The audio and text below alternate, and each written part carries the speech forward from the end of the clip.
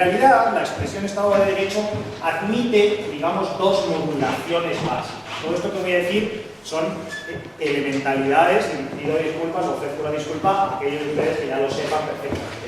Pero creo que si no tenemos primero claro un poco, digamos, cuál es el contexto, es difícil luego evolucionar. Efectivamente hay dos cosas a las que llamamos Estado de Derecho.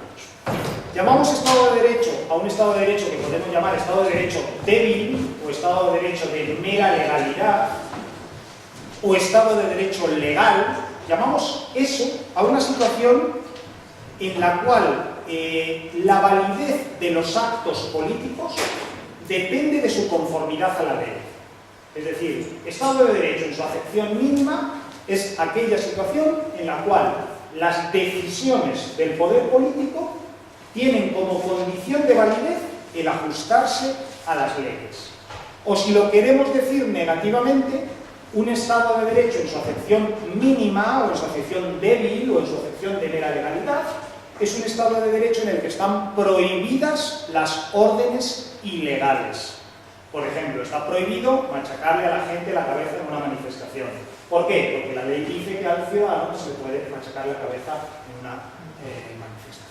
Eso, digamos, es el contenido mínimo. Esta idea del Estado legal corresponde a la primera revolución jurídica del Estado moderno, es decir, a la primera consagración del monopolio legal por parte de los Estados, y desde el punto de vista más abstracto, y quizá esto cueste un poco entenderlo al principio, pero es interesante, desde el punto de vista más abstracto, quizás su principal significado es la conversión del lenguaje del poder en un lenguaje totalmente artificial.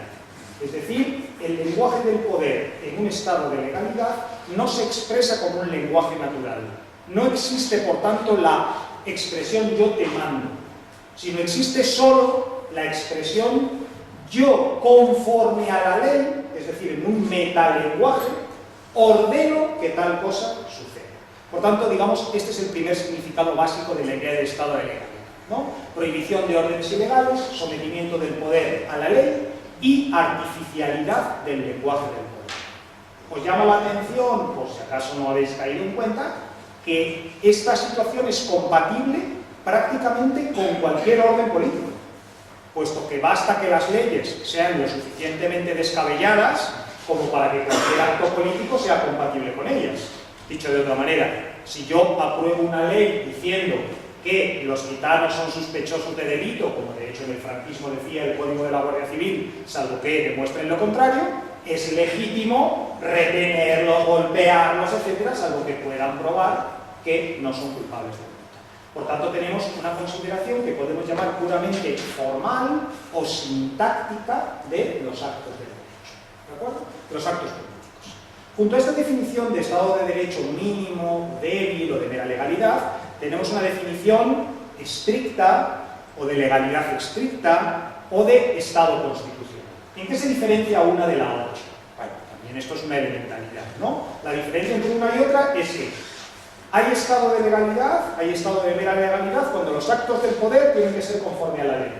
Cuando hay Estado de estricta legalidad o Estado de derecho constitucional.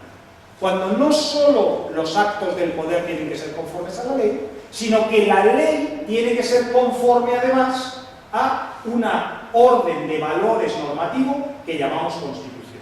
O dicho de otra manera, cuando la ley está sometida a límites, la ley no puede decir cualquier cosa, y a vínculos. La ley no puede dejar de decir ciertas cosas. En este segundo caso, por tanto, la ley está sometida, como veis, o mejor dicho, los actos políticos están sometidos no solo a una sintáctica, tienen que ser conforme a unas leyes, sino a una semántica. Su contenido tiene que ser compatible con el orden de valores positivizado en la Constitución. ¿De acuerdo? Esta situación básicamente coincide con lo que se suele llamar la segunda revolución jurídica de la modernidad o el establecimiento de los sistemas constitucionales rígidos, grosso modo, un poco entre las dos guerras mundiales y con más determinación a partir de la Segunda Guerra Mundial. Si se dan cuenta, si antes determinábamos que la primera revolución, es decir, la del estado de mera legalidad, supone que el lenguaje del poder es un lenguaje artificial, esta segunda revolución, curiosamente, supone en cierto sentido lo contrario. Supone que como el lenguaje artificial tiene que estar sometido a otra cosa, esa otra cosa a la que llamamos el orden de valores constitucional, esa otra cosa no puede ser artificial, sino que tiene que ser natural. O dicho de otra manera, tienen que ser personas. Es decir, que esta segunda revolución lo que opera es que las personas determinan cuáles son las condiciones de validez sintácticas y semánticas de las leyes a las cuales se somete el poder.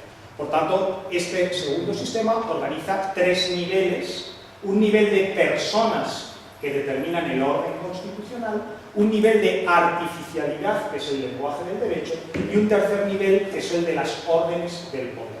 ¿De acuerdo? En general, ya digo, más o menos, estos dos sistemas se han sucedido en el tiempo, luego haremos alguna aclaración sobre esto.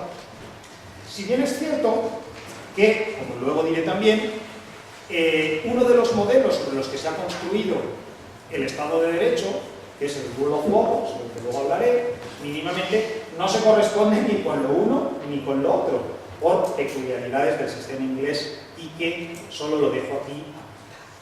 En general, por tanto, cuando nosotros hablamos hoy de Estado de Derecho, en realidad lo que queremos decir es Estado de estricta legalidad o Estado constitucional de derecho. Es decir, un Estado donde las actuaciones del poder están sometidas a la ley y donde la ley está sometida a un orden formal y material de predeterminaciones que dependen de las personas. Es decir, que las personas, para decirlo más claramente, la asamblea del conjunto de los ciudadanos determina primero cómo se hace una ley y qué contenidos puede y no puede tener la ley, y luego la ley se hace. Esto, digamos, es el ABC de lo que entendemos por Estado de Derecho. Nuevamente, en esta determinación o en esta exposición que acabamos de hacer hasta aquí, supongo que se dan cuenta de que un Estado de Derecho y un Estado de estricta legalidad es compatible también con cualquier actuación. Basta con que la Constitución autorice perseguir a los malvados, castigar a los homosexuales, discriminar a las mujeres, etc., para que sigamos estando en un Estado legal y en un Estado constitucional de legalidad. ¿De acuerdo? Por tanto, hay que tener en cuenta que, en principio, el instrumento Estado de legalidad y Estado de constitucionalidad legal o de legalidad constitucional son instrumentos formales que pueden corresponderse a casi cualquier orden de valores. ¿De acuerdo? Bien es verdad que los órdenes más despóticos de valores suelen tener más dificultades para someterse al orden, pero esto es más cuestión de ser ordenado que de no ser ordenado. Es decir, que si tú eres un déspota muy ordenado, puedes perfectamente responder a un Estado constitucional de derecho que sea manifiestamente injusto. Por eso, nuevamente, cuando nosotros hablamos de Estado de Derecho, no estamos queriendo decir Estado de Derecho, ni siquiera Estado constitucional de derecho, sino que realmente, normalmente lo que estamos queriendo decir es Estado constitucional democrático de derecho. Y esto ya lo que involucra es que el tipo de constricciones que se ponen a la ley, es decir, el tipo de vínculos y limitaciones que se ponen a la ley, son unos concretos, es decir, responden a un orden valorativo. ¿Cuál es ese orden valorativo que determina la validez de las leyes, que determina la validez de los actos del poder?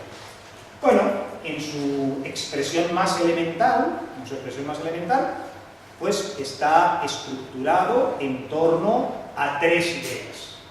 La primera idea es la de representación democracia, es decir, la idea de que esas decisiones sobre las leyes y la validez de las leyes han sido adoptadas por alguna forma de consenso mayoritario, con las, digamos, peculiaridades del caso. La idea de que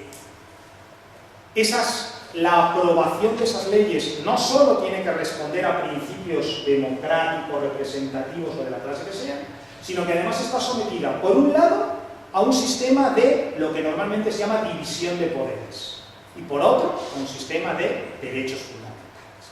Vamos a decir dos palabritas sobre cada una de estas cosas, solo para dejar, digamos, planteado lo que jurídicamente se entiende por Estado de Derecho. Y bueno, como creo que está quedando relativamente, o pretendo que esté quedando claro con esta exposición, yo lo que pretendo despejar es la asignación automática de valor a una determinada técnica. Esta técnica puede usarse para muchas cosas, dependerá de qué contenido se llene esa determinada. ¿De acuerdo? Bueno, les decía, básicamente tenemos una idea de representación, democraticidad por un lado, otra idea de división de poderes y otra idea de derechos, ¿no? Respecto de la idea de democracia, representación, no me cabría extender mucho porque entiendo que eso se ha tratado en otro bloque de esta misma cuestión. Pero aquí básicamente son dos problemas los que surgen, ¿no? ¿Quién es el poder constituyente? ¿Cómo se crea el poder constituyente? ¿Qué entendemos por poder constituyente democrático? Y otra, ¿qué entendemos por legislador democrático? Una y otra cosa no son necesariamente lo mismo y podemos tener un constituyente plenamente democrático y un legislador totalmente antidemocrático y viceversa. De hecho, algunas de las postulaciones, incluso desde la izquierda, pensemos por ejemplo en una situación de dictadura del proletariado, para decirlo claramente, es una situación en la que tenemos un constituyente democrático, el proletariado, para decirlo claramente, es una situación en la que tenemos un constituyente democrático y un legislador no democrático para, digamos, los comunes. Lo que quiero decir con esto es que estas dos figuras admiten muchas combinaciones, no admiten una sola combinación, pero admiten muchas. Por la idea de división de poderes, en realidad entendemos dos cosas, que son la división del poder y la división en los poderes. Si lo queremos decir un poco más armoniosamente, la división de poder y la división de poderes. ¿Qué quiero decir con esto? Quiero decir que aquí nuevamente se mezclan normalmente dos ideas que son diferentes. Una cosa es, si el poder va a ser único, es decir, si un mismo sujeto va a tener todo el poder, y consecuentemente sería el camino hacia la tiranía en las palabras de Montesquieu o de Monlot, y vamos a separar, por tanto, poder legislativo, poder ejecutivo, poder judicial como poderes separados. Y otra cosa es, si el ejercicio de cada poder depende de los otros, que en cierto sentido es lo mismo, pero es lo contrario.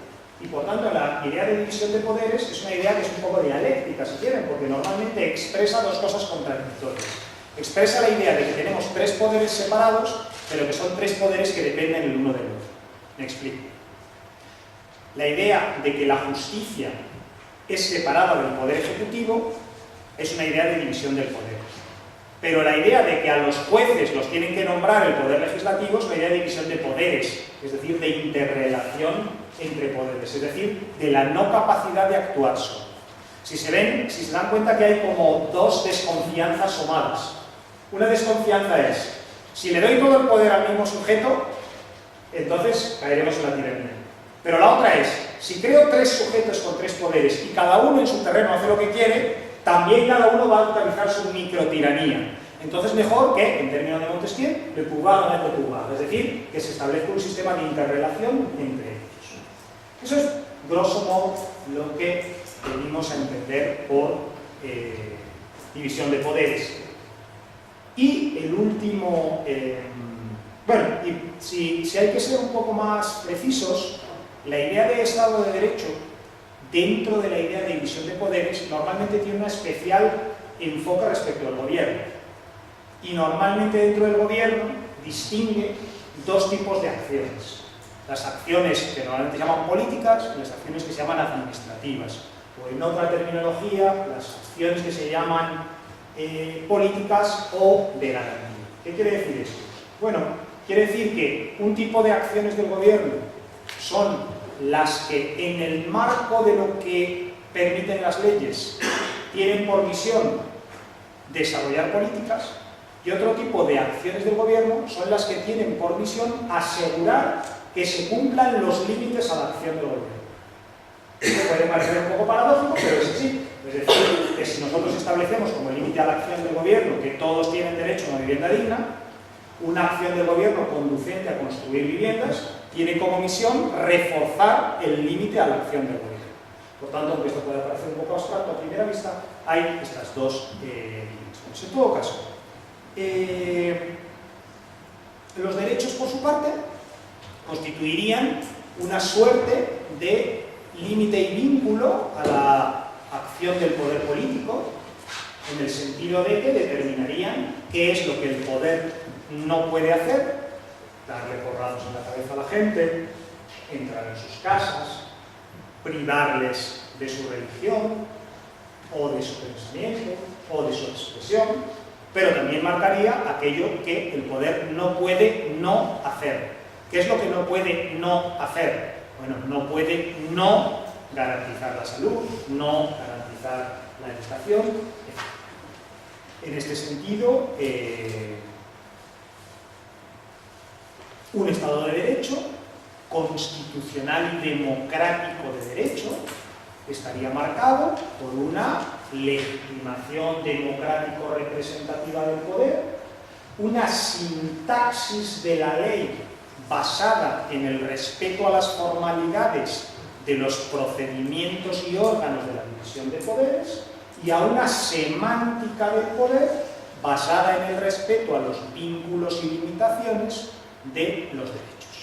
Esto sería, digamos, en un plano de filosofía crítica o en un plano analítico, lo que entendemos por Estado de Derecho. Este tipo de Estado de Derecho es el que, por tanto, como ven, este Estado de, digamos, constitucional del derecho, o constitucional democrático del derecho, supone, por un lado, la sumisión del poder al derecho y, por otro, la limitación del poder. Quiero que las dos cosas queden claras, que no son lo mismo. El poder puede estar sometido al derecho y no estar limitado, puesto que el derecho puede ser ilimitado. ¿De acuerdo? Si yo apruebo una ley diciendo el Führer puede hacer lo que le dé la gana, cualquier acto del Führer será un acto legal y sometido al Estado de Derecho. Por tanto, un Estado constitucional de derecho es un Estado que no solo somete el poder al derecho, sino que limita las posibilidades del derecho y del poder. En todo caso, este tipo de Estado constitucional de derecho es el que en principio aparece recogido en las constituciones vigentes en la mayor parte de los estados actuales. En el caso de la Constitución española, pues vamos para empezar un poquillo, pues esta idea está, digamos, todo este conjunto de ideas aparece más o menos desarrolladas en el conjunto de las Constituciones. Por un lado, recuerden que hemos dicho, Estado de Derecho quiere decir, por un lado, Estado de legalidad, y por otro, Estado de legalidad fiscal. El Estado de legalidad, es decir, el sometimiento de las acciones del poder a la ley, bueno, es lo que en nuestra Constitución aparece en el artículo 9.1, básicamente, y en el 9.3, principio de constitucionalidad y principio de legalidad, que en la práctica jurídica esto quiere decir jerarquía normativa, publicidad y retroactividad de las normas, seguridad jurídica, responsabilidad e interpretación de la articulabilidad. Es decir, ese artículo básicamente 9.3 sería donde se recoge el Estado de Derecho estricto.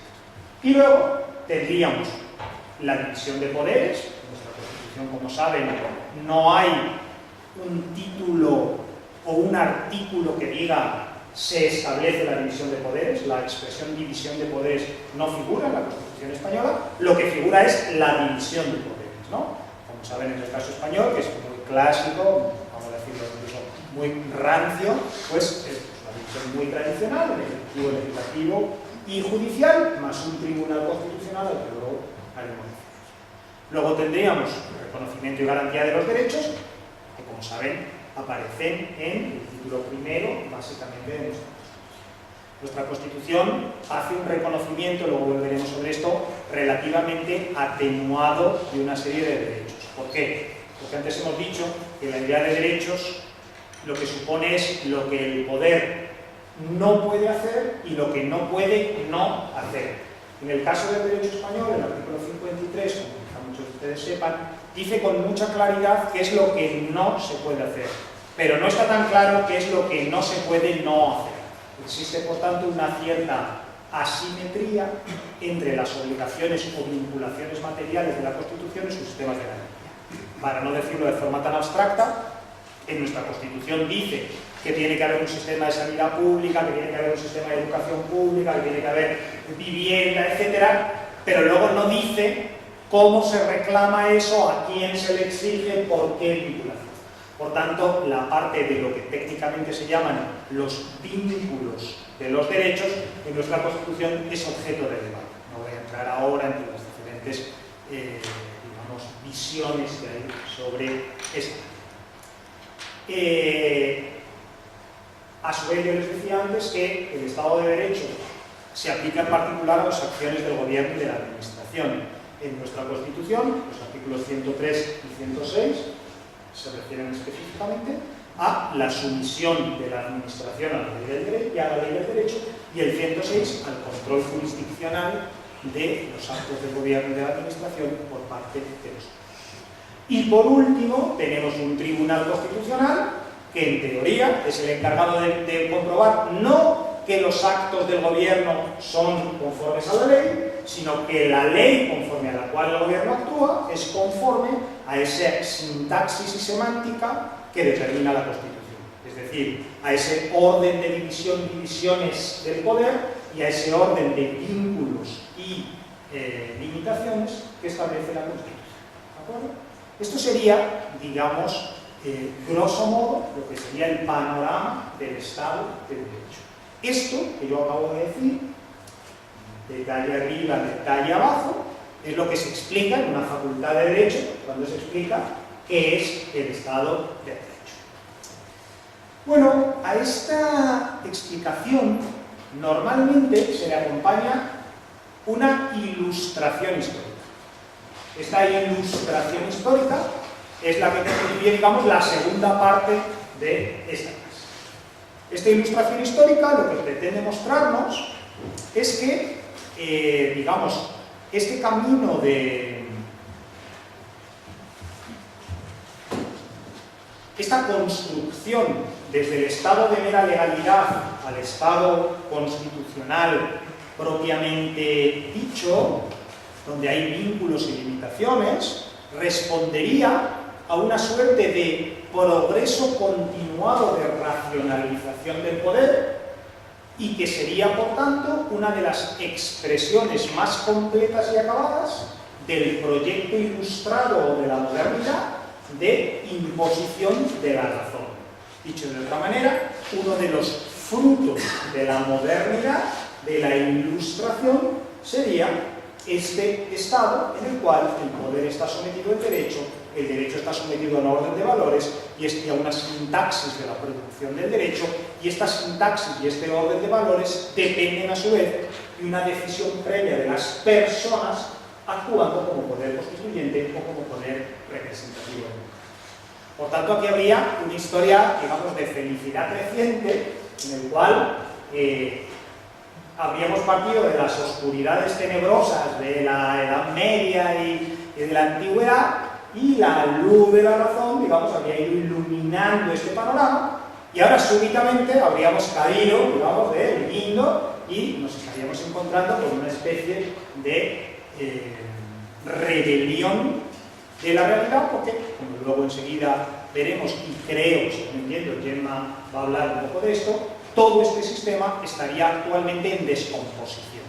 Estaría en descomposición no tanto en el orden constitucional, puesto que en el orden constitucional lo que hay es lo que yo acabo de decir, y consecuentemente esto es lo que se explica en las facultades de Derecho, sino en el orden real, material, del ejercicio del poder y del ejercicio del derecho. Y esta historia, digamos, creciente de racionalización del poder, normalmente se vehicula a través de una serie de eslabones, ¿no? Estos eslabones serían, primero, el rule of law, ¿okay? Como lo quieran traducir, la ley, la norma del derecho, como lo quieran traducir, que en teoría, en Inglaterra, habría impuesto que la actuación del gobierno tiene que respetar un cierto orden normativo, pero que este cierto orden normativo, por cierto, no está explicitado en ningún sitio. Bueno, como supongo que saben, pues, primero Rutherford escribió un libro muy célebre que se llama Lex Rex, ¿no? Que quiere decir la ley es el rey.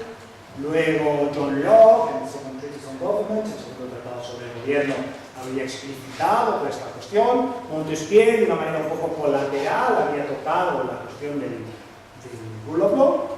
Thomas Paine había trasladado esta idea a los Estados Unidos de América y dice, el teórico del derecho inglés, pues la había formalizado. Y esto había terminado por incluirse en la Constitución norteamericana, en todas estas, este artículo, ¿no?, de la Constitución norteamericana, que dice que la Constitución es the supreme law, la suprema ley sobre la tierra, esta idea de que prácticamente, recuerden que esta idea de supreme en el pensamiento inglés y norteamericano, que es un pensamiento fuertemente teologizado, en cierto sentido está queriendo decir una cosa así como que la Constitución es el Dios sobre la tierra, es decir, hay como una cierta referencia ahí digamos, a teología, una cierta teología. En todo caso, esto tendríamos por un lado. Y por otro lado tendríamos el Rechtsstaat, el Estado de Derecho alemán, que se había configurado a lo largo del siglo XVIII y XIX, que arrancaría de Kant como inspirador último, la idea de, digamos, de sometimiento de la legislación a la racionalidad, y que luego tendría en von Moll y en Stahl, los dos, digamos, principales teóricos en el final, en última parte, los últimos 5 o 10 años del XVIII y ya en el XIX, y que luego habría seguido por toda la jurisprudencia alemana, es decir, Gerber, Jelinek, etc., en la construcción del Estado de Derecho alemán. En este caso, así como en un lado nos encontraríamos ante la exigencia de racionalidad movida por una clase ilustrada burguesa que frente al oscurantismo anterior propone un proyecto emancipador de la razón, en el caso alemán nos encontraríamos más bien ante pequeños estados que, intentando defenderse de la competencia de los otros, se ven obligados a una suerte de ultrarracionalización interior, de la que Max Weber luego dará cuenta, ¿no? Es decir, que unos impulsados, digamos, por un instinto de libertad y nosotros por un instinto de eficacia, vamos a decir, habían confluido en la construcción de un orden del poder sometido al derecho. A esta construcción normalmente se le suele añadir una, digamos, como luego ya una microperiodización en su plasmación. Y se suele decir que estas ideas del rule of law y de los Rechtsstaat se habrían manifestado desde el punto de vista constitucional en tres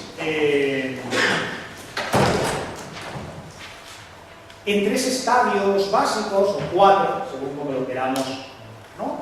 Habríamos tenido primero un estado de derecho del constitucionalismo liberal.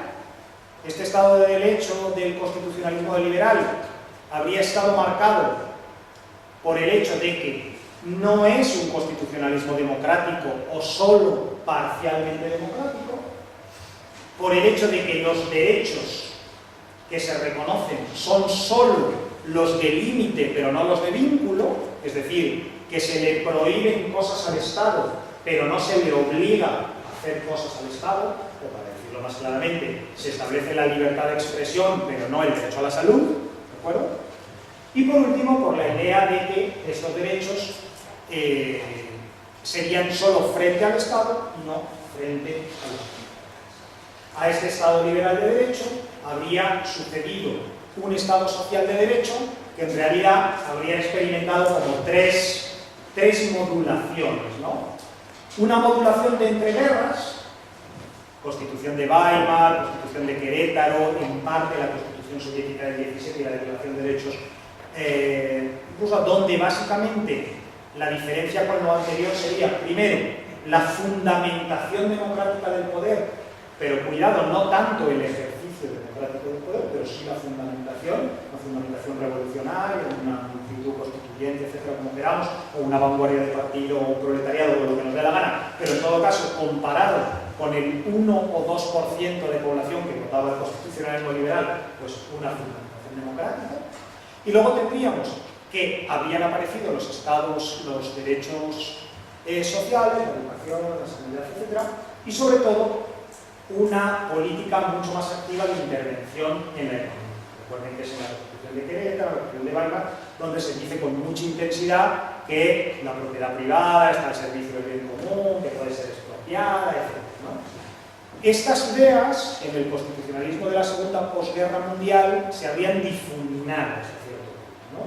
Se había desarrollado la idea de las vinculaciones, es decir, se le habrían puesto más obligaciones al Estado, ¿a cambio de qué? A cambio de una menor intervención en los fundamentos de la economía. Para entendernos, el constitucionalismo de entre las dos guerras era un constitucionalismo potencialmente de transición, es decir, era un constitucionalismo que potencialmente podía modificar el modo de producción, mientras que el constitucionalismo social de la segunda posguerra mundial es un constitucionalismo asentado en el capitalismo. Por tanto, lo que pretende es un capitalismo regulado, disciplinado, civilizado, progresista y hasta de izquierda, si ustedes quieren, pero que no está colocando como elemento una posible superación de ese. Por tanto, hay una explicitación mayor de los vínculos al Estado a cambio de una limitación en cuanto a cuáles son las herramientas que el Estado puede usar, o para decirlo todavía más claro. Mientras que en el constitucionalismo de posguerras los estados sociales se avisoraban que se iban a cumplir quitándole dinero a los ricos, por entendernos, en el estado social se avizoraba más bien que todos íbamos a ser ricos. Es decir, esta era la idea. El Estado iba a conseguir un progreso general de la población que de facto, más o menos construyó durante los así llamados 3 décadas de oro, 3 décadas del Estado social. A esta situación habría venido a sumarse un constitucionalismo de la mundialización que no está explicitado o solo débilmente explicitado en las constituciones, puesto que no ha habido un gran cambio, pero que estaría dando marcha atrás básicamente en todos estos elementos. Estaría dando marcha atrás en qué? Si digamos, podemos empezar por cualquier orden. Estaría dando marcha atrás en el nivel democrático. Estaría intentando rebajar democracias de baja intensidad, desdibujar el principio democrático. Si queremos un ejemplo concreto, pues el proceso constituyente de la Unión Europea. El proceso constituyente de la Unión Europea pues, es una burla, como todos saben, de lo que es un proceso democrático.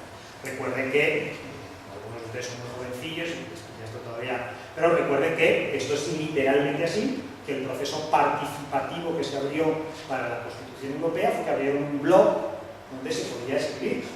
Muy bien, 280 millones de personas hablando en 20 idiomas en el mismo blog, que no contestaba nadie. Es decir, que tú lo podías poner ahí, claro, ahí te desfogabas y eso era todo. Y que, por cierto, una vez que cerraron el blog, no se cambió ni una coma del proyecto original.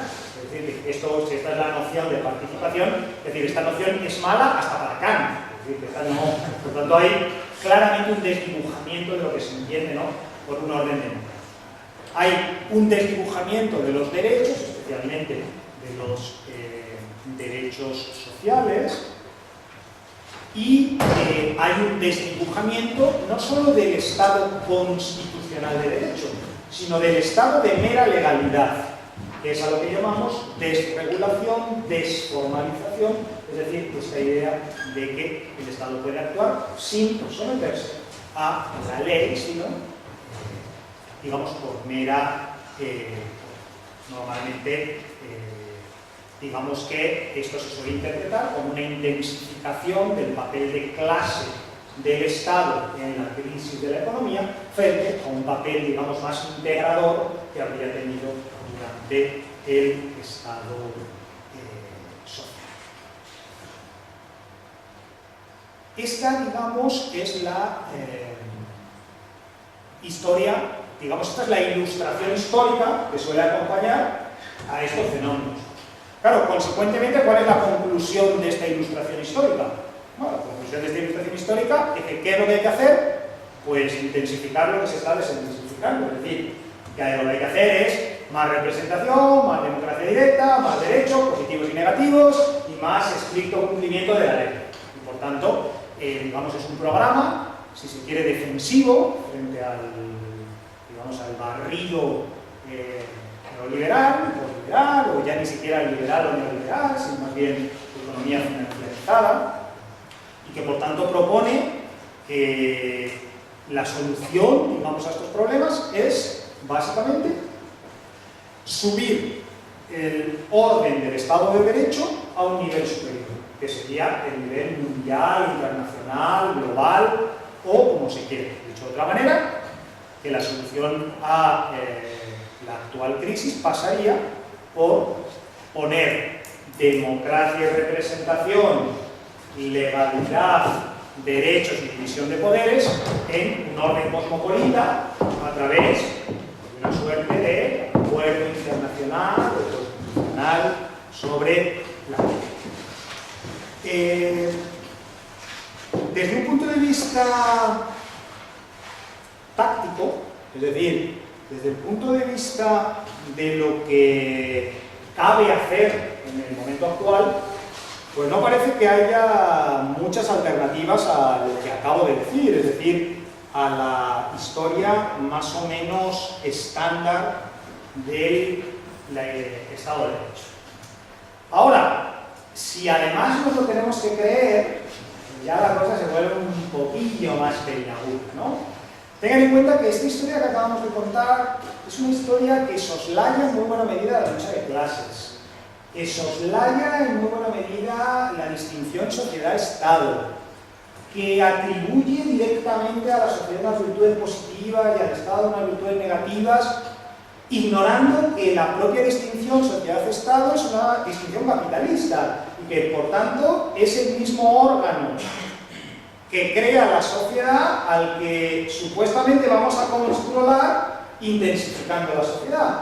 Por tanto, todo esto creo que nos debe situar en una cierta, digamos, duda, o por lo menos necesidad de plantear algunas cuestiones con un poco más de profundidad.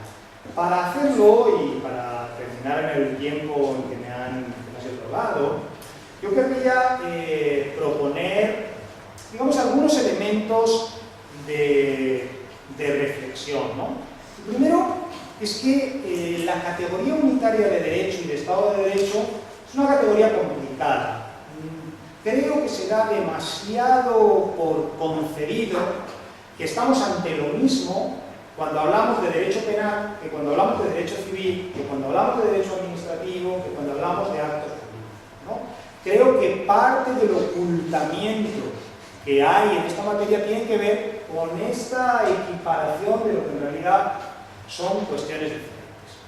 Debemos recordar que, claro, la lucha por la racionalización del poder que ejercen los liberales y que se plasma en los textos constitucionales es una racionalización asimétrica.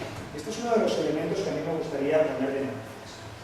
¿Por qué? Porque uno de los caballos de batalla del Estado de Derecho es el derecho penal. El Estado absoluto se caracteriza porque el monarca puede decir lo que le dé la gana en el momento en que le dé la gana, y es el famoso problema del lettre de cachet, o como las quieras llamar, es decir, de esas órdenes de internamiento que el rey podía firmar en cualquier momento y ¡pum! Ahí te va y te encarcela. Entre paréntesis, no quiero dejar de decir que los dos ejemplos históricos que se ponen de construcción del Estado de Derecho son de dos países que no tuvieron Estado absoluto. Esto quizás nos debería hacer reflexionar en alguna medida. Que son Alemania, que no lo tuvo en el sentido propio de la palabra, ni Inglaterra, que tampoco lo tuvo en el sentido propio de la palabra. En todo caso, cuando los liberales hacen esta apuesta fuerte, claro, lo que están haciendo es una apuesta defensiva frente a la posibilidad que tiene el rey y la aristocracia de mandarlos a encarcelar. Y consecuentemente lo que les preocupa aquí es el sometimiento de esa arbitrariedad, no por un sistema ordenado justo, sino por un sistema de encarcelamiento que ellos pueden controlar, que es el sistema de la legislación. Por lo tanto, tenemos un elemento, digamos, que es un poco más complicado de lo que pueda parecer a primera vista. En segundo lugar, el Estado de Derecho tiene su otro gran caballo de batalla en el derecho civil y mercantil. ¿Por qué?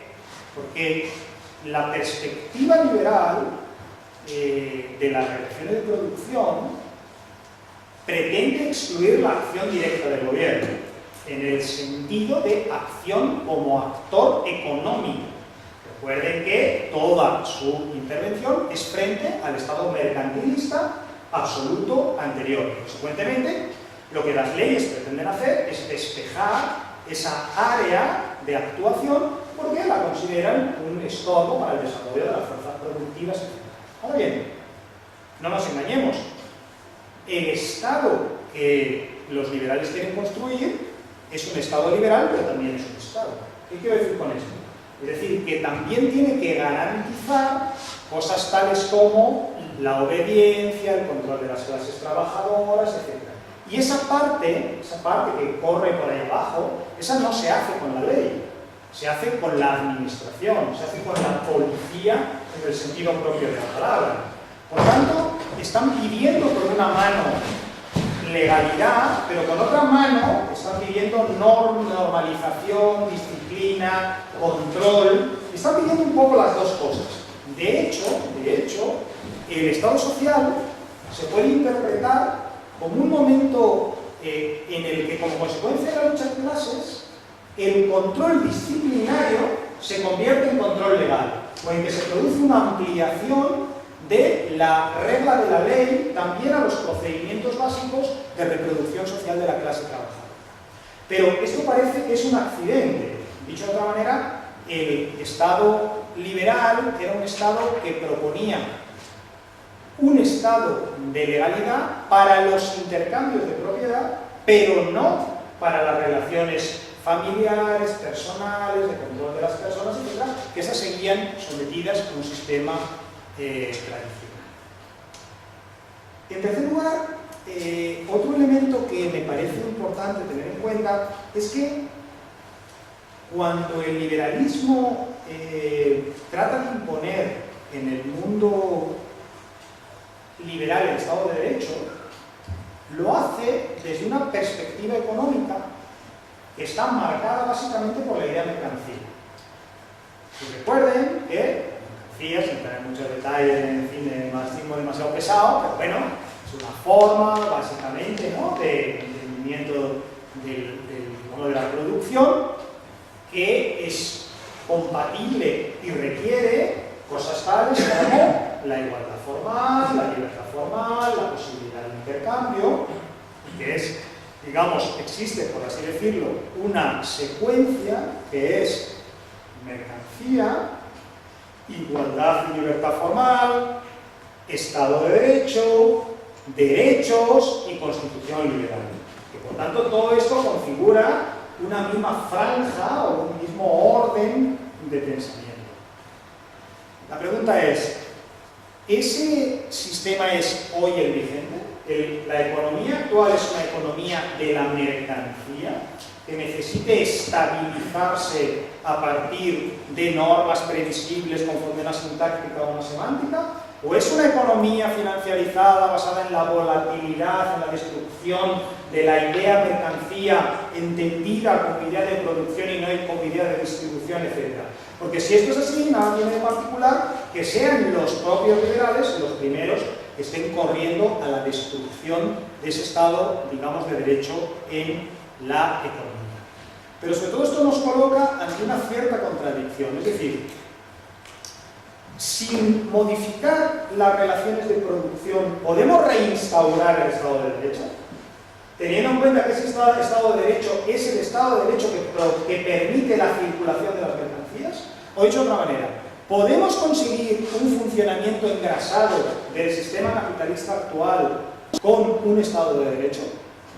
Más allá de que lo deseemos o que no lo deseemos. En este sentido, en el artículo que creo que está colgado en la red, bueno, yo planteaba cómo el caso de la Unión Europea es un caso, a mi juicio, bastante claro de desregulación, pero no entendida desregulación como liberación de las leyes, sino realmente como superación de ese modelo en el cual se necesita ese tipo de regulación.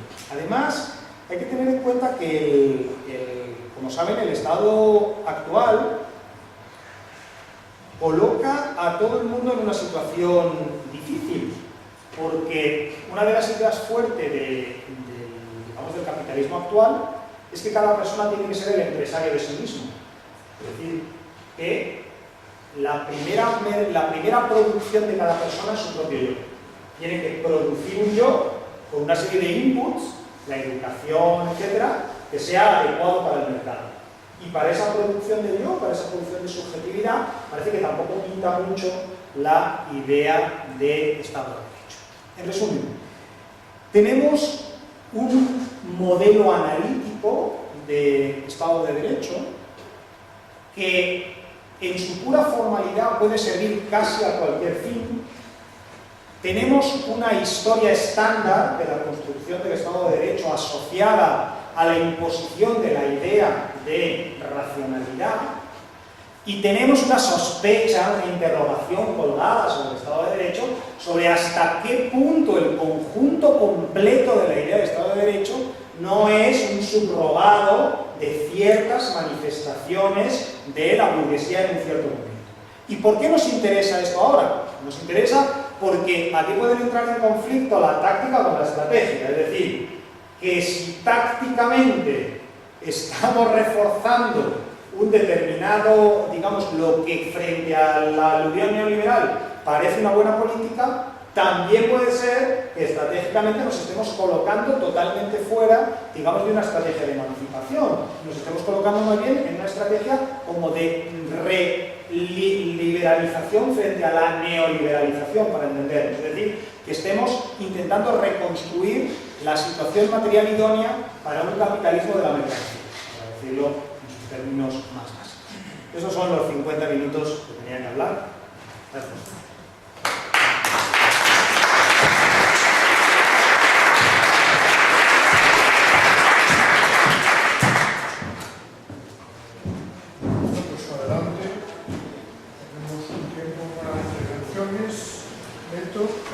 Pregunta sencilla. Algunos constitucionalistas hablan de un nuevo constitucionalismo que sería lo de que empezó con la Constitución de Venezuela, Ecuador, Bolivia. ¿Hasta qué punto hay algo de novedoso? ¿Hasta qué punto son simples pequeños avances? O sea, tengo que reflexionar un poco sobre esta nueva ola de constitución. ¿Vamos a responder alguna? Bueno, si hay alguna más, pero yo creo que esto da bastante de sí. Yo lo digo para la dinámica Sí, que sí. como nuestro periodo de un calor. Varias cuestiones, si Más alto. varias cuestiones. Si con la idea de Estado de Derecho te está refiriendo solamente a un tipo de Estado en referencia a, no sé, a Occidente, si podemos con tu explicación mirar esto para los países de América Latina, es decir, antes de pasar como a esta idea de la constitucionalidad, si hay un Estado que esté formando un Estado o unas constituciones. Si esta idea de las relaciones de producción en lugares en donde no hay Estado, pero hay legalidad, ¿qué es lo que se está produciendo entonces? Hay legalidad, pero no hay Estado, pero esa legalidad está articulando relaciones de producción. Y la otra idea es que si esta construcción del capitalismo de la mercancía juega a la par la misma dimensión para lo que se está viviendo aquí que parece, para lo que en América Latina parece como que hay un camino de crecimiento, una línea de crecimiento. Creo que no vamos a pensar más. Sí, con eso de A ver, voy a empezar por el final porque las tengo menos claras las preguntas.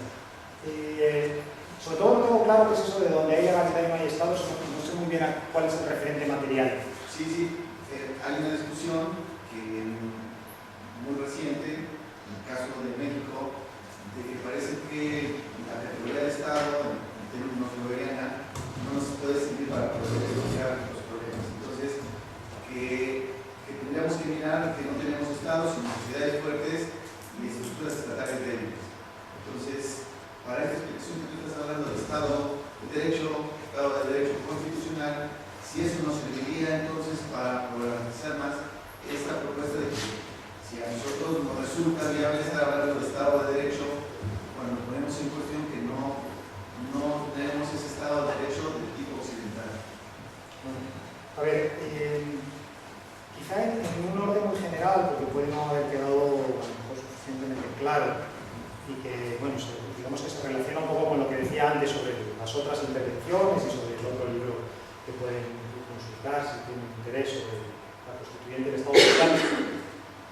Digamos que el punto de interrogación que yo quiero poner sobre, digamos, sobre la discusión política actual es qué sentido tiene una política reconstructiva. Esa es la duda básica. Es decir, ¿qué sentido tiene una propuesta política hoy que sea una política reconstructiva, pro pasado? Es decir, que trate de traer al presente el pasado. En la idea parece como de que hubiera habido una suerte de perversión del modelo. Es decir, como si el modelo hubiera sido un modelo virtuoso, pero que algunos seres maléficos lo hubieran traído a la situación actual. Y que por tanto, extirpados los malos, Wall Street, en fin, Luis Gallardón, el que sea, que los echemos a todos, volvería a aflorar, ¿no?, ese estado de prosperidad, ¿no? Y esto me preocupa por varias razones, ¿no? Primero, porque no entiendo muy bien una propuesta que sea reconstruir el pasado. Esto, para empezar, no entiendo ni siquiera semánticamente muy bien lo que quiere decir. Pero sobre todo, no entiendo muy bien el análisis, me preocupa el análisis porque parece básicamente que es como que queremos ganar 20 años. Es decir, volvamos a hacer lo mismo para que dentro de 20 años tengamos el mismo problema. Y como yo ahora tengo 40, con este 20, 60, más o menos, me va a venir bien, ¿no? Pero tampoco entiendo esto como una, digamos, como una gran estrategia. Entonces, este es el punto, digamos, que yo quiero, de interrogación, que yo quiero situar sobre Estado social, sobre Estado democrático, sobre Estado de Derecho. No es tanto si son o no son convenientes como ideales normativos, si pueden o no pueden desempeñar un papel en la lucha actual, sino qué sentido tiene una estrategia basada en la reconstrucción de un modelo actual. Y esto se aplica tanto para el que lo tuvo como para el que no lo tuvo. Es decir, esto se aplica tanto a los países que tuvieron ese modelo de Estado social como para los que no lo tuvieron. Porque en realidad la reconstrucción es siempre de un pasado imaginario y consecuentemente te da igual que sea verdadero o falso, ¿no? Por tanto, se aplica para todos. Esa es, digamos, la interrogación básica que yo quiero colocar sobre la situación. En el libro este que me estoy poniendo tan pesado citando, yo hablo ahí de horizontes insuperables. A mí me parece que el Estado social y democrático de derecho se ha convertido en un horizonte insuperable. Se ha convertido en la última barrera donde chocan todos los razonamientos. Y por supuesto, si pudiéramos instaurar un Estado social y democrático de derecho hoy, pleno, ya vamos, funcionando con todo, donde hay que firmar. Es decir, yo lo tengo clarísimo. Lo que ya no tengo tan claro es que ese modelo no corresponda a una cierta dinámica histórica que tiene unas ciertas causalidades y consecuencias. Y que igual que ese modelo, digamos, de Estado social estuvo basado sobre la explotación de la naturaleza, la destrucción del tercer mundo, etc. Entonces no sé muy bien qué queremos decir ahora con que hay que recuperar la prosperidad del Estado social. ¿Qué quiere decir eso? ¿Que hay que volver a matar a todos los del tercer mundo que matamos? ¿Eso es lo que queremos decir? ¿Que hay que volver a hacer Chernobyl? ¿Eso es lo que queremos decir? ¿O estamos queriendo decir otra cosa? Porque si estamos queriendo decir otra cosa habrá que explicitar un poco más. Y habrá que explicitar cuál es la diferencia entre lo que estamos queriendo decir y ese modelo. Yo sé que esto es caminar sobre una navaja solamente afilada. Porque claro, cuando el viento te está empujando no al socialismo, sino al nacionalsocialismo, como empieces con muchos distingos, te va a llevar el viento y por supuesto te vas a caer de ese lado. Por eso yo distinguía, digamos, estos dos. Esto, digamos, es la cuestión general. Respecto de la utilidad o no utilidad de la explicación, respecto de, digamos, de realidades diferentes, es útil en tanto que esas otras realidades están manejando su ideario y su imaginario a partir de aquí. Si no lo están manejando a partir de aquí, no sirve para nada toda esta reflexión. Pero el problema es que si desde otras realidades se está manejando el ideario del Estado social y democrático de derecho como ideal normativo, entonces es relevante la explicación. Porque es relevante saber cuáles son sus bases materiales, etc., ¿no? Esto enlaza directamente con lo que decía su compañero, ¿no? El tema del nuevo constitucionalismo latinoamericano, en fin, que ha recibido diferentes denominaciones, es un tema que nosotros, yo concretamente, básicamente estamos dedicados a él. ¿Qué es lo que se puede decir? Yo creo que a día de hoy el constitucionalismo nuevo latinoamericano es una posibilidad. Es una posibilidad. Una posibilidad que no está frustrada ni materializada. Todo movimiento constituyente, toda constitución, es una condensación histórica de la relación de las clases en ese momento. Y como tal, refleja una composición multiforme donde hay elementos muy variados. Normalmente, esa pluriformidad de elementos termina decantándose en alguna dirección, no tardando mucho. Lo he dicho de otra manera. En las calles de París de 1789 podríamos encontrar desde delincuentes propiamente dichos y gente de mal vivir, es decir, un proletariado de sans-culottes, pasando por protoproletariado, ¿no? los trabajadores, por ejemplo, de los talleres de imprenta, etc. Podríamos encontrar algún que otro campesino que había ido ahí y ese día a vender y ya se sumó a la fiesta. Podemos encontrar pequeña burguesía, podemos encontrar media burguesía, podemos encontrar hasta parte de la alta burguesía, podemos encontrar aristocracia de por lo menos de tres, o por lo menos de dos o tres clases, ¿no? Aristocracia libertina, que además de libertina era libertaria, y que veía con preocupación lo que estaba pasando. Aristocracia de realpolitik, que decía que este rey no va a mandar a todos, van a cortar la cabeza al final, o sea, no vale salir hoy a sacar la bandera aquí y a ver lo que pasa. Y también una aristocracia ilustrada, digamos, humanista, montesquiana, vamos a decir así, que creía en la razón, etc. Claro, eso en 1814 estaba resuelto todo, es decir, que ya se había resuelto quién había quedado ahí y quién iba a partir el bacalao, ¿no? Creo que en el constitucionalismo latinoamericano no hemos llegado a 1814, sino que ahora mismo hay una pugna interior. Tal como yo lo veo, el constitucionalismo latinoamericano es un constitucionalismo que late con dos corazones, ¿no? Que late con un corazón democrático participativo y late con un corazón, digamos, madisoniano, liberal, digamos, evolucionario. Y los dos corazones están todavía, digamos, un poco en competencia. Y probablemente es bueno que estén así, o no sé si es bueno o no bueno, pero la realidad es como es decir, que yo no lo veo. Ahora, que hay en las constituciones latinoamericanas elementos sencillamente impensables en las constituciones, digamos, europeas, eso es indudable. O sea, que tú tengas un artículo, como tienes en la Constitución venezolana, que diga que las decisiones adoptadas en la Asamblea en todos los niveles son vinculantes, esto con independencia de lo que tú entiendas por eso. No se sabe muy bien qué es lo que quiere decir, pero independientemente de lo que quiera decir, abre un horizonte. O sea, que nosotros mañana nos reunimos en la Asamblea y derogamos el Código Penal, para entendernos. O sea, esta es una interpretación posible. No digo que esa sea la interpretación del artículo, pero que abre un horizonte ahí cuando dice que las asambleas, las decisiones tomadas en la Asamblea son vinculantes para todos los poderes. Bueno, pues son vinculantes para todos los poderes. ¿Qué quiere decir esto? a qué asamblea nos referimos, pero que evidentemente ahí está emergiendo una idea completamente diferente de constitucionalismo.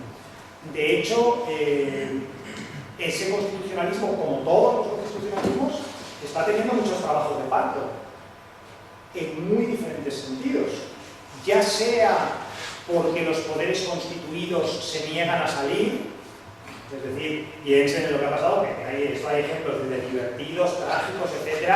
Bueno, Bolivia, una magistrada del Tribunal Constitucional que ya estaba extinto, encerrada en el tribunal diciendo que el tribunal era ella y no había la puerta y tal, que hacía sus necesidades ahí por las esquinas para no salir, bueno, está bien, hasta cosas ya trágicas de, digamos, disparos, matar gente, etc.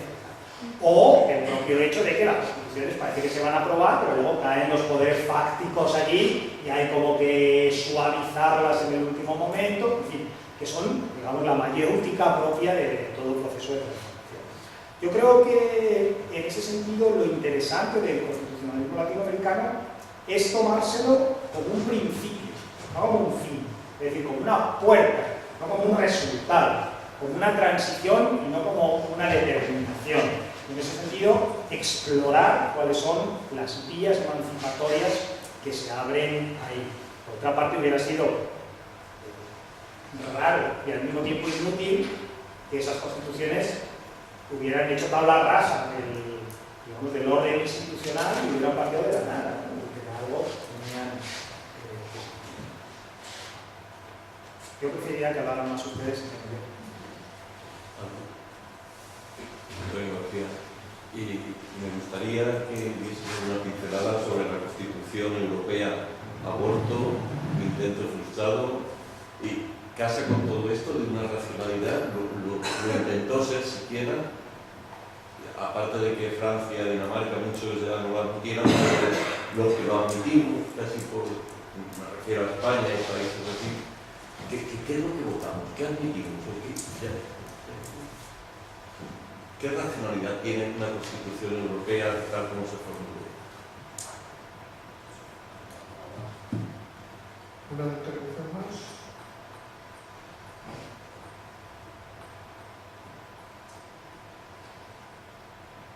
A ver, yo he sostenido, y lo voy a repetir porque no sé otra cosa, que el proyecto de Constitución Europea, digamos, es la plasmación de que el hecho de que en la gobernanza mundial existen, desde la gobernanza mundial, viendo como gobernanza mundial todos aquellos que gobiernan, aunque no sean gobiernos, que no es estrictamente el sentido que le da Naciones Unidas a esta palabra, sino teniendo por gobernanza mundial todos aquellos que tienen algo que decir en el gobierno mundial, aunque no sean gobierno, es decir, las multinacionales, las grandes ONGs, en fin, fuerzas sociales de diferentes tipos, los partidos, etc.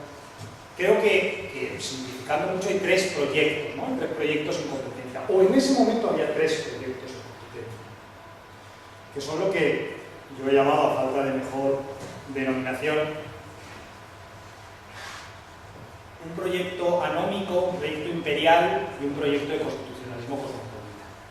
Es decir, creo que había, porque creo que esta lucha se está escorando, ¿no? Porque por lo menos en ese momento había sujetos en el panorama tirando del carro hacia tres direcciones diferentes, ¿no? Una dirección que podemos llamar anómica, a sabiendas de que anómico es una mala denominación porque la supresión de una norma siempre la creación de una norma en sentido contrario, etcétera, etcétera. Pero bueno, para entendernos, que básicamente venía a sostener, para decirlo de manera más vulgar, que, para haberlo dicho, quedando grabado, que básicamente venía a decir que la política y el derecho eran incapaces de hacer frente a los problemas actuales porque eran demasiado lentos y demasiado poco sensibles. Es decir, no captaban la realidad y cuando querían reaccionar ya era tarde.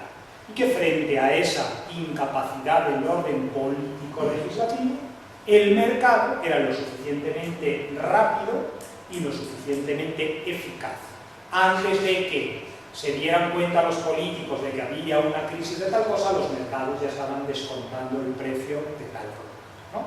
Entonces la idea es, hay que sustituir la mayor parte de áreas posibles de regulación político-jurídica por regulación económico de mercado. Digamos, grosso modo, consenso de Washington, esa. digamos, la propuesta, una parte muy grande del Fondo Monetario Internacional en aquella época, de una parte no toda del Banco Mundial, de muchas multinacionales pero no todas, y de bastantes países en aquel momento, desde los países del sureste, digamos, los tigres asiáticos, como se llaman, panteras o lo que sean, hasta diferentes países que pensaban que en una economía abierta y regulada, a base de martirizar al pueblo, pues,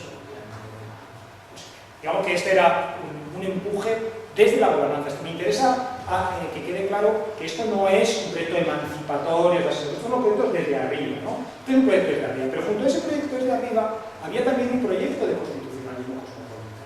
Es decir, un proyecto que decía justo todo lo contrario, ¿no? El problema no es que el derecho y la política son ineficaces o lentos, sino el problema es que no hay suficiente política y derecho. Y que por tanto lo que hay que crear es un orden político-legal por encima de los órdenes político-legales del Estado.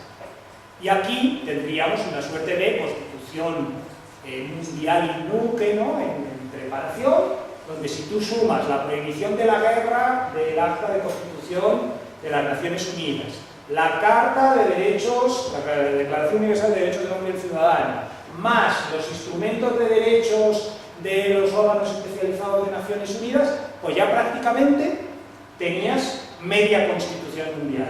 En el momento en que convirtieras la Asamblea de Naciones Unidas en un órgano democrático y tal, pues ya teníamos una suerte así de kantiana asociación de naciones, y que este es el cambio.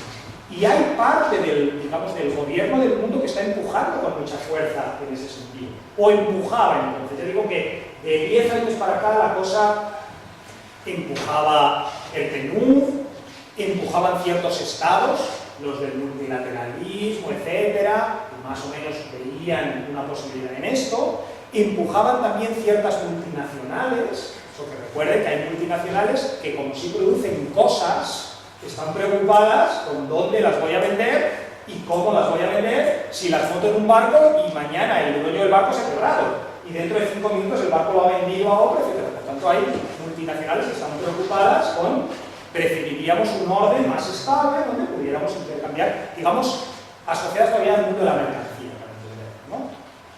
Y por supuesto hay ONGs, comercio justo y todo lo que quiera, la Amnistía Internacional, la que le dan a poner, que están empujando en ese sentido, ¿no? Y luego hay un tercer elemento, una tercera, digamos, perspectiva política, que es que la que dice, el problema no es que haya poco o mucho derecho, poca o mucha economía. El problema es que no hay orden.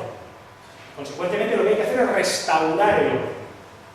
Claro, ¿qué quiere decir restaurar el orden? Pues depende a quién se le pregunte. Pero básicamente suele terminar queriendo decir enviar a los marines a matar al presidente del orden. Pero sin llegar necesariamente, digamos, a esta versión un poco cantinflesca del orden, que es la que proponen en, digamos, ciertas áreas del Departamento de Estado norteamericano, etc., es indudable que hay en la nueva derecha norteamericana y todo esto una idea de que lo que hay que restaurar es el orden y que por tanto lo que se necesita es seguridad, actividad, respeto a las tradiciones, y que finalmente el tradicionalismo, una parte del comunitarismo, etc., lo que están pensando es en la restauración de un orden de valores. Aquí tenemos ciertos estados, tenemos una parte porque los Estados Unidos siempre están complicados, nunca se puede decir todo, una parte del Departamento de Estado, una parte de la CIA, en los lobbies, digamos, de las empresas norteamericanas militares y sobre todo ahora las de logística, que parece que son las que mandan, parece, vamos, no me pasan los estados de cuenta, pero parece que son estas las que mandan, etcétera, que estarían apoyando. Bueno, pues la Constitución Europea, tal como quedó, es las tres cosas mezcladas. Las tres cosas mezcladas. Porque tienes el sometimiento a la OTAN en último término, que recuerden que está en la Constitución Europea, que viene a decir, bueno, todo lo anterior está muy bien, pero en último término lo que diga la OTAN. Es decir, que en último término hay una suerte de apelación primaria, así como jovesiana, a la idea de orden, a una institución que ni siquiera es europea, pero que va a ser la que en última instancia determine lo que hay que hacer. Es una última ratio constitucionalizada. Luego tienes toda lo que era la parte tercera, ¿no? Que es la parte tercera, ¿no? La de las aplicaciones económicas, que es básicamente la de regulación sistemática de todos y cada uno de los órdenes. Pero luego tienes las partes 1 y 2, que pretendían ser un orden constitucional. Y justamente, digamos, yo creo que lo que más se puede rescatar de la Constitución Europea es su incoherencia. Es decir, que no fueron capaces de expresar un proyecto unitario, sino que todavía afloraron lo que luego en términos nacionales se leyó como reticencias francesas o lo que fuera, ¿no? De cada país. Pero que creo que desde un punto de vista analítico, digamos un punto de vista un poco de mayor abstracción, lo que vemos aquí es en realidad que hay tres proyectos metidos, revueltos en la Constitución Europea. Y que eso, en parte, explica el por qué fue imposible aprobar, salvo en países descebrados. Es decir, que en permanente estado de shock. En aquel momento estábamos en el shock del ladrillo y ahora estamos en el shock de la ausencia del ladrillo. Lo hemos ido de un shock al otro, de manera que en aquel momento nos dio igual. Recuerden que hay unas estadísticas brutales de sobre el tanto por ciento de personas que sabían algo sobre esa Constitución de entre los que votaron. Que recuerde que fue una cantidad muy poca. Me parece que el 85% declaró que no sabía nada sobre aquello que había votado, ¿no? Que evidentemente solamente así se podía aprobar. Apenas se abrió el debate, digamos que reafloraron, a mi juicio, esos problemas.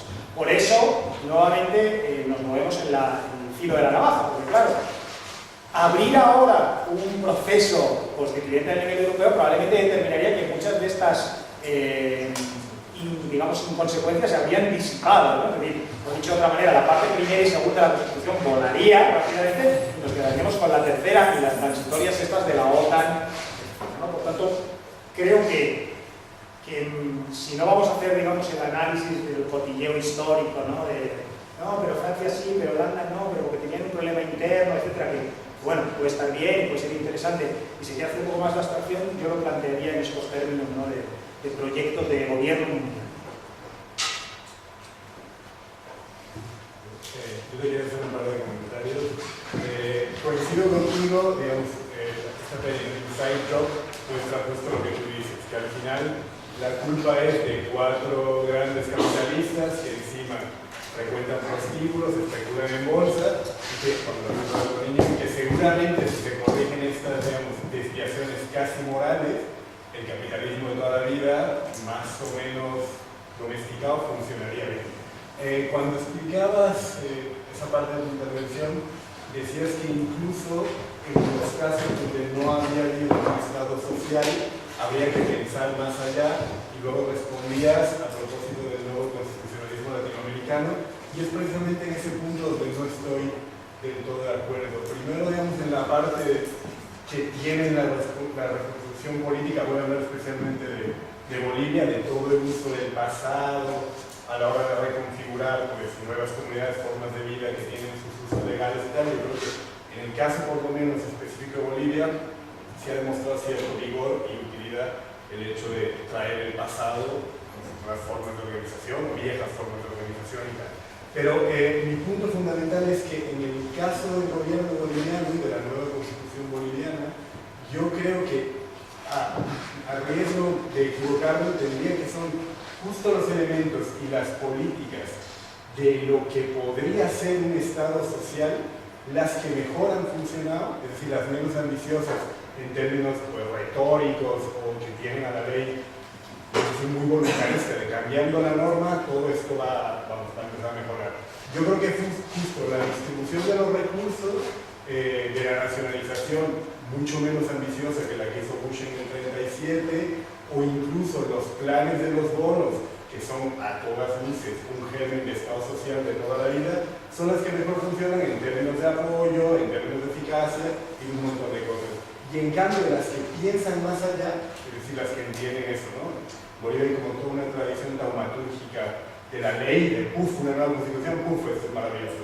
Entonces, todo lo que se ha pensado así, en el caso boliviano, funciona un desastre. Yo creo que porque no tienen en cuenta las inercias estatales y hay mucho de voluntarismo, todo lo que tiene que ver con el buen vivir, los indicadores, la puesta en práctica, y ya no hablo solo en términos de eficacia institucional, sino cómo lo reciben y lo plantean las propias comunidades, toda la implementación retóricamente muy bonita y muy rimbombante de las políticas que toman en cuenta la economía comunitaria y tal, es que no funcionan. Y lo que está funcionando mejor son los pisos intermedios de un Estado social ambicioso para los términos bolivianos, pero muy parecido a lo que se ha planteado. Entonces, en el caso boliviano no estoy muy convencido si el pensar nuevos escenarios es como un error, o sea, escenarios más allá del horizonte, igual para el caso boliviano el horizonte keynesiano social liberal ya es un horizonte bastante ambicioso. Yo creo que tres observaciones, ¿no?, sobre lo que has dicho. La primera es que en el caso latinoamericano en general, en particular, no creo que se pueda hablar de una restauración. Creo que todas esas constituciones empiezan rompiendo horizontes hacia adelante. Otra cosa es que saquen su inspiración del pasado histórico, etc. Pero no tratan de volver a poner en marcha instituciones que ya existieron. Es decir, que no es ese el tipo de práctica. De hecho, todas, como muchos de estos proyectos, han empezado por cambiar el nombre del país. Bueno, lo cual no es baladí. Es decir, en la sentido de que no estamos. Otra cosa es que tú, de un pasado imaginado, saques tu inspiración de Bolívar, de no sé qué. Lo que parece que lo digo despreciablemente, pero no lo digo así. Es decir, que el contenido simbólico se tiene que hacer con algo. Es decir, con algunos ladrillos lo tienes que construir. No lo vas a construir con algo que nadie sabe, de alguna manera lo tienes que hacer. Pero lo que quiero decir es que lo que no hay, o yo no veo, y me parece que el hecho de que se le cambie el nombre al país y la determinación material, no veo que haya el intento de volver a poner unas instituciones conocidas materialmente existentes. Eso no lo veo. Por tanto, sí hay un fuerte vínculo con el pasado, que por supuesto tiene que ver con la reconstrucción del ideal y de la simbología, frente a la simbología colonial, etc. Pero claro, si te quieres deshacer de la colonial, de algún sitio tendrás que sacar la otra, es decir, de algún sitio tienes que sacar los elementos constructivos. Y por tanto creo que hay una diferencia con lo que pasa aquí en la política de la izquierda, que lo que se trata de decir, no, hay que volver al Estatuto de los Trabajadores. O sea, ese discurso creo que no existe en Bolivia. Porque, entre otras cosas, porque no había Estatuto de los Trabajadores. O sea que cuando tú dices, hay que volver al buen vivir o no sé qué, bueno, es un referente que no es un referente material, real, sino un referente fuertemente simbólico. Es decir, que no pretendo tener la razón, pero creo que hay una diferencia. En segundo lugar, respecto de la cuestión de del funcionamiento, ¿no?, de las cuestiones de Estado social del piso medio, esto no afecta al razonamiento. Es decir, el problema no es si a corto plazo va a funcionar. Que yo he empezado por decir que es que aquí hay una contradicción entre lo táctico y lo estratégico. Es decir, a corto plazo va a funcionar. Ahora, el proyecto emancipador de Cuarto Boli venezolano es otra vez destruir la tierra, sacar el petróleo, basarse en el... ¿Es ese? Bueno, no, claro, está en debate, está en debate. Ahora, que evidentemente eso te puede llegar a dar un resultado, no cabe duda. Nosotros sabemos que en una economía relativamente cerrada, tú puedes hacer una política keynesiana que tiene un horizonte que la experiencia parece enseñar que es un horizonte de 20 años, 25 años. Entonces, por tanto, aquí yo no quiero decir que no haya que hacerlo, que no le vas a decir a la gente, oye, no, mira, pues como yo sé que dentro de 25 años lo veo muy mal, de momento sigue muriéndote de hambre, hermano, que ya vamos a pensar lo que hacemos luego. Quiero decir que hay dos niveles de análisis, ¿no?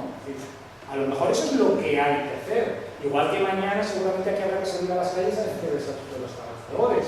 Pero la pregunta es, ¿ese es el único análisis que podemos hacer? ¿Análisis que podemos hacer? Esta es la única, digamos, la única imagen que podemos proyectar como ideal. Eso es lo que a mí me preocupa, porque me parece que, en fin, que se está olvidando que una cosa va con la otra, ¿no? Y creo que el hecho de que esas políticas bolivianas estén funcionando muy mal es significativo e importante, porque quiere decir que aunque funcionan mal, se hacen. Y eso tiene que ver con que no están muy convencidos de las otras. Y por supuesto es una cosa cuyo resultado no es fácil predecir, no es fácil saber para dónde va a tirar. Pero claro, estamos intentando reconstruir una economía basada en el petróleo, en el gas, en la explotación, etc. Esa es la única expectativa que tenemos. Te digo, otra cosa es que luego se pueda o no se puede hacer. bueno, en el plan directivo Bolívar 2005, no me acuerdo las fechas, ahí el punto 1 de ese programa es la salida del modelo de dependencia del petróleo. Del 2 hasta el final, todo sobre el petróleo. Pero el artículo 1 es por lo menos la salida de la dependencia del petróleo. Y eso es importante, porque en comparación con la estrategia de aquí, ¿no? La estrategia de aquí parece ser volver a ese modelo sin alteración ninguna, o sea, tal cualito estaba. Es decir, volvemos a hacer idéntico lo mismo, que vengan otros 4 millones de latinoamericanos a ser esclavizados y todos volveremos a ser felices, ¿no? Mientras contaminamos, dejamos por ahí todo eso, no se tiene. Entonces, por tanto, creo que el hecho de que las políticas más tradicionales estén dando mejores resultados no invalida el hecho de que creo que hay que pensarlo en esos términos. Del mismo modo que una política en una determinada sociedad, una política de orientación patriarcal, te puede resultar más eficaz en el corto plazo. Porque si es una sociedad donde las mujeres no están acostumbradas a asumir responsabilidades, etc., preguntamos, a ver, los cabezas de familia que vengan, las mujeres, al telar, y ahora entre nosotros lo hablamos, pues probablemente en el corto plazo te dé más resultado de eso. Pero eso no invalida el hecho de que cuánto tiempo te va a durar eso. ¿Cuánto tiempo van a tardar en sacar el cuchillo del telar y cortarle los huevos a los otros? Bueno, porque esa es la cuestión que hay que ir previendo, ¿no? Por tanto, creo que hay que manejarse como con escalas de tiempo. Bueno, no, yo creo que, vamos a ver si te ejemplo bien, yo creo que si nos situamos en el caso europeo, se puede plantear fórmulas de conciliar táctica y estrategia. Estaría, vamos, no he leído el artículo tuyo de este libro que acaba de sacar, ¿no? En Séquito, ¿no? Pero aprendiendo también de la experiencia latinoamericana, es decir, lo lógico sería, claro, dada la relación de fuerzas en la que nos encontramos, cómo te sitúas en un plano más defensivo para defender una serie de conquistas logradas en el marco de ese Estado social y democrático de derecho, pero al mismo tiempo de insertarlas en un proyecto que sea rupturista, que apunte hacia un nuevo proceso constituyente, como perspectiva, rupturista con el sistema y demás, ¿no? Que creo que tú apuntabas por ahí, ¿no? Que yo creo que no se trata de eso, de defender el estatuto de los trabajadores tal cual, ¿no?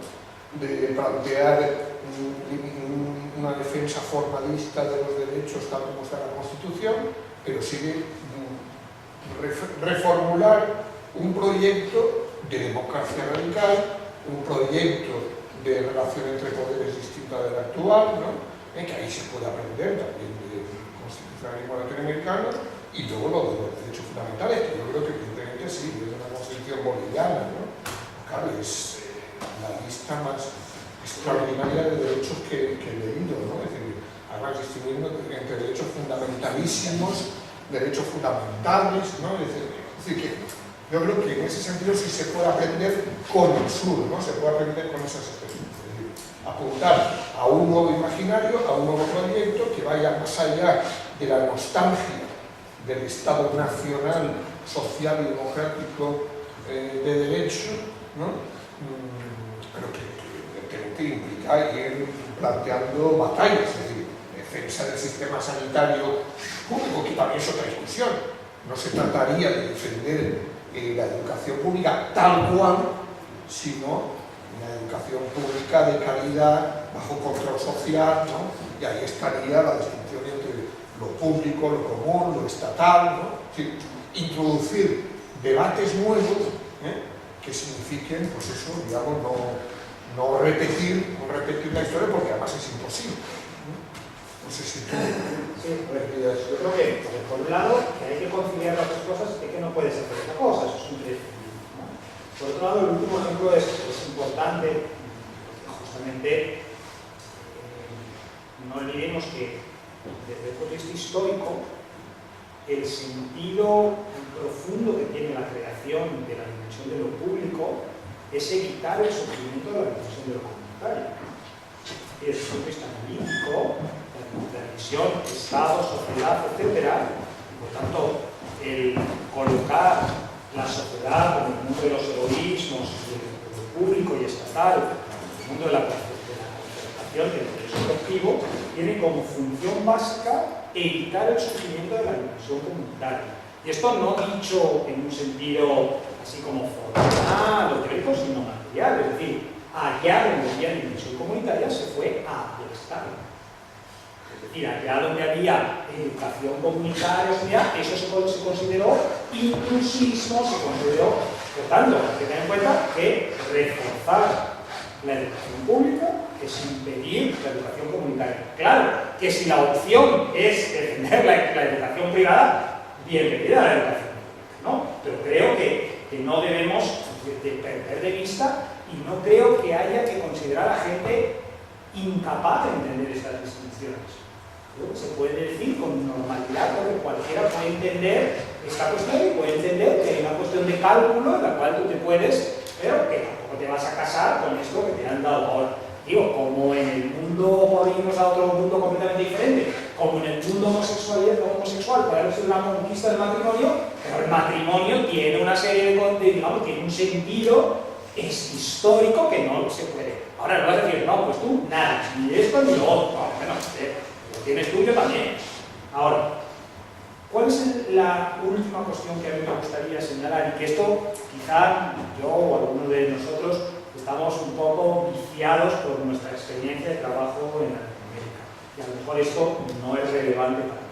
Pero ¿qué es lo que nosotros hemos visto en una experiencia relativamente larga allí?